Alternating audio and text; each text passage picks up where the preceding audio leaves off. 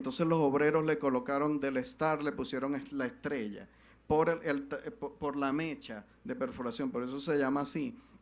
A pesar de eso, todas las mezclas dicen que nuestra sangre está regada en esos esfuerzos y en esas luchas. Solamente por nombrar otro de esos esfuerzos, el incendio de Lagunillas ocurrió sucesivamente desde 1928 hasta 1939. Nadie sabe que hubo centenares de muertos. Hermes Cuello León habla de 105.000. Enrique Bernardo Núñez hablaba de que nunca se sabrá cuántos fueron. Y los relatos fotográficos nos muestran los cadáveres calcinados, por lo que cuestionó Pérez Soto, Vincencio Pérez Soto, desde el palacio del cual usted ahora dignamente es huésped. Desde allí, Vicencio Pérez Soto dijo que eso era culpa de las transnacionales. Y eso no es un decir, eso está en el archivo histórico de Miraflores y está recogido en el esfuerzo editorial del profesor Jesús Prieto Soto, que durante mucho tiempo, además de otros investigadores, ha intentado dignificar la dignidad histórica de la costa oriental del lago. La costa oriental del lago, ciudadano gobernador, tiene que ser el espacio fundacional del circuito patrimonial del petróleo y de allí generar hitos y articulaciones con los elementos históricos fundacionales como la Petrólea del Táchira, como los espacios de investigación de la Colon Development, como minas de Inciarte, que ya se investigaban en 1900. A nosotros nos repartieron los dueños del imperio colonial. Winston Churchill dijo en mismo 1914 que le correspondía al almirantazgo británico ser dueños por posesión de todas las yacimientos que estuviesen cerca de los espacios marítimos. Y enseguida la Shell compró las investigaciones de Ralph Arnold, que trabajaba para la General Asphalt, y en 1913 se terminaron las investigaciones de Ralph Arnold, que era de la General Asphalt, y la Shell compró por $10 millones las investigaciones y se unió para crear la Royal Dutch Shell. De manera que ellos tenían claro la necesidad de su dominio energético y nosotros tenemos que tener claro la necesidad del ejercicio de nuestra soberanía y la posesión y propiedad para todos los venezolanos de lo que definió el presidente Chávez en la Constitución, la posesión soberana e independiente de la industria petrolera. Excelente, profesor. Bueno, esa es una tarea y es una tarea en la cual todos estamos invitados. Yo quiero, porque hay un tema que menciona Evaristo que toca mucho a lo que decían las lavanderas cuando comenzó a explotarse el petróleo, a lo que vemos todavía cuando sobrevolamos o vamos sobre el lago de Maracaibo. Aquí necesitamos una acción conjunta y común. En un momento en que en el mundo tiene una crisis de agua, el equilibrio entre sacar petróleo y cuidar el lago. Eso tenemos que decirlo con cara de revolucionario, es decir, con toda la verdad, y cuidarnos entre todos y cuidar el lago de Maracaibo. Pero no sé si Luis Soto puede hacernos un resumen corto de lo y que entendamos los que no somos técnicos, Luis, sobre el resultado de la investigación de Bechtel, es la empresa, ¿no? No, el Instituto Danés de Hidráulica. El Bechtel fue la de la vez pasada que metieron a intermediarios, ¿verdad? Correcto. Bueno, lo cierto es que tratando de explicar para que la gente entienda después que hicimos con el estudio, el lago se daña además de por la propia actividad petrolera, por la construcción del canal de navegación, por un lado, porque el lago está separado del Golfo por la bahía del Tablazo, que es una zona muy baja, y esa era una barrera natural que separaba el agua salada del Golfo y el agua dulce del lago. Corroborado incluso por Evaristo ahorita y por unos trabajos hechos por la Universidad de los Andes, que decía que la gente incluso tomaba agua del lago. Al romper esa barrera para construir el canal de navegación, el agua salada del Golfo entró en el lago y lo contaminó. Pero además no fue en forma homogénea, sino que fue en forma estratificada. Es decir, en la superficie hay menor salinidad y en la medida que vamos bajando va aumentando la salinidad. Entonces se crea un gradiente de densidad. El agua de la superficie es menos densa que el agua del fondo. Y esto impide que el agua de superficie, que es rica en oxígeno, se mezcle con el agua de fondo, que es anóxico.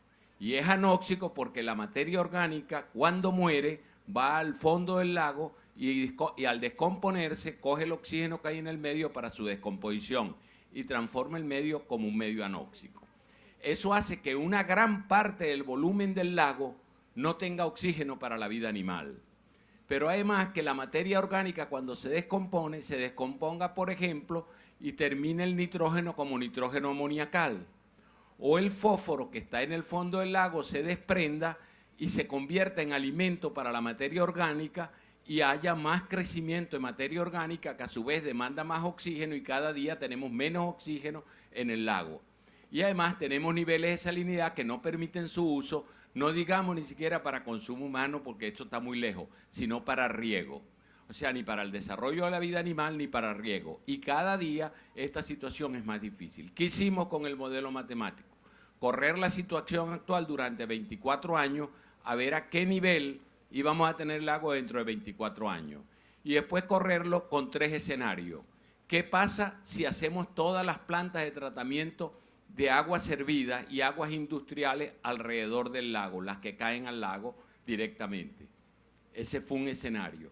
Otro escenario, ¿qué pasa si redimensionamos el canal de navegación y restituimos la barrera natural que separaba el golfo y el lago? Otro escenario. Y el cuarto escenario fue la combinación de estos dos. Para satisfacción nuestra ratificó lo que se viene diciendo desde el ICLAN hace muchos años, pero nadie es profeta en su tierra, que el lago es salvable y que necesitamos 2 medidas fundamentalmente: redimensionar el canal de navegación y reducir las cargas que vienen por los ríos, llámese carga nitrógeno, fósforo, carbono, para caer en el lago y servir de nutriente a la materia orgánica para entonces traer los daños que tiene en el lago. Y que con esa medida, reducción de carga más redimensionamiento del canal de navegación, nosotros podemos restituir las condiciones de salud del lago de Maracaibo. Ese es en resumen eso. Y además, a nivel de salinidad, las aguas ubicadas a las orillas del lago pueden ser utilizadas otra vez como agua para el desarrollo agrícola y que se incorpora un volumen importante, equivalente a más de 100 veces la represa de Manuel Titulé, a la vida humana para poder obtener proteína animal del lago más que proteína animal de la tierra, que es carne roja contra carne blanca. Eso en resumen lo que el estudio el Instituto ANES de Hidráulica dio como resultado. Gracias, profesor. Muchísimas gracias, Luis Soto, porque está bien corto, claro y conciso. Luego, un objetivo de nosotros en esta región, en este estado, y digo de nosotros en el Zulia, de todos nosotros, y un objetivo nacional tiene que ser la apertura de puertos afuera de la barrera natural y la recuperación de los niveles adecuados del canal de navegación y hacer la navegación gabarrera, pues. Hacer la navegación con barcos no significa no navegar. Entonces es bien bueno el plan que tiene PDVSA ya de ir reubicando embarcaderos de petróleo afuera de Puerto Miranda. Hay un proyecto entre Zulia y Falcón, hay un proyecto allí para establecer un puerto. Nosotros insistimos siempre en un proyecto que tuvo y manejó muchísimo el presidente Chávez, lo llamamos Puerto América.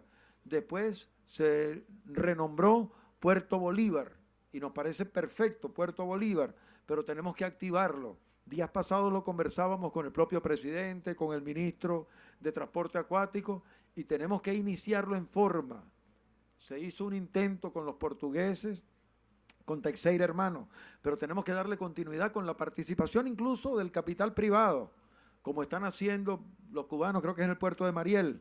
Pero tenemos que arrancar de verdad, sin ningún temor, para salvar el lago de los poetas, el lago de Udón, el cuerpo de agua más grande de América del Sur, el 9º cuerpo de agua del mundo, con posibilidades de uso de gran parte de su espacio para la propia vida animal. Y, por supuesto, para el riego.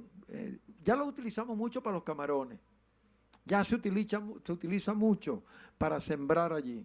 Pero con estas medidas seguro que vamos a tener nuevamente un lago cristalino, un lago como lo cantan los poetas. Yo quiero darle la palabra a Vladimir Labrador, porque es artífice, junto con nuestro alcalde y los equipos de la Secretaría de Cultura, de preparar un proyecto, que lo ha hecho muy bien interactuando con todos los que tenemos que sumar en esta celebración, que lo decía bien Evaristo, es de Menegrande, pero es de toda la costa oriental.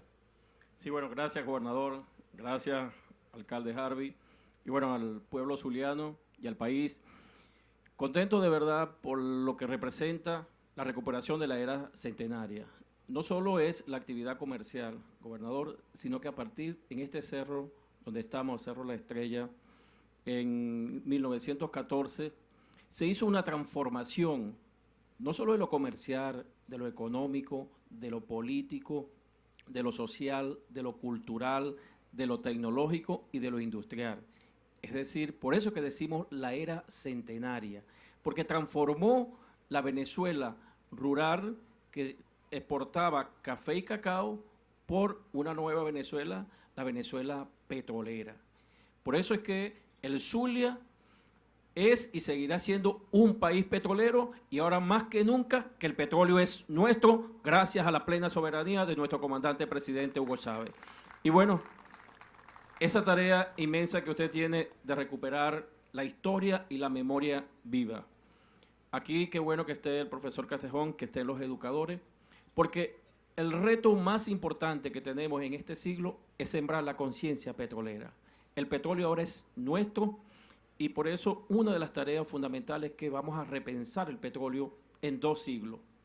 En el siglo que pasó y en el siglo que viene, para saldar lo que decía usted, la deuda ecológica que nos dejaron, y que lo decía el propio en el libro Las Venas Abiertas de América Latina, Eduardo Galeano. Cómo nos saquearon. En la riqueza que habla de América, habla del petróleo y del lago de Maracaibo. Cómo ahí el único buitre que sacaba todo ese petróleo, y que fue la mayor transferencia de capital que se hizo en toda la historia de los países de América Latina. Pues nos correspondió al Zulia. Nosotros desde el Zulia fuimos principal productor y exportador del mundo entre 1927 y 1971. Y por eso la importancia. Y de que usted llegó, usted ha dado una misión, el petróleo. Y vamos a ser y seguimos siendo una potencia petrolera, porque hoy somos Venezuela la principal potencia petrolera en el mundo, y el Zulia tiene 26.000 millones de barriles. Mucho más petróleo que China, mucho más petróleo que México, 5 veces más petróleo que Colombia. Es decir, tenemos todo ese potencial. Y ahora con una nueva visión. Y de ahí toda esta tarea. Y lo más importante es eso, que nosotros sigamos sembrando la conciencia petrolera. Y por eso el petróleo ahora, su instrucción es, vamos a diversificarlo en todos sus planos. En el plano económico, lo que representa, pues, queremos producir más petróleo.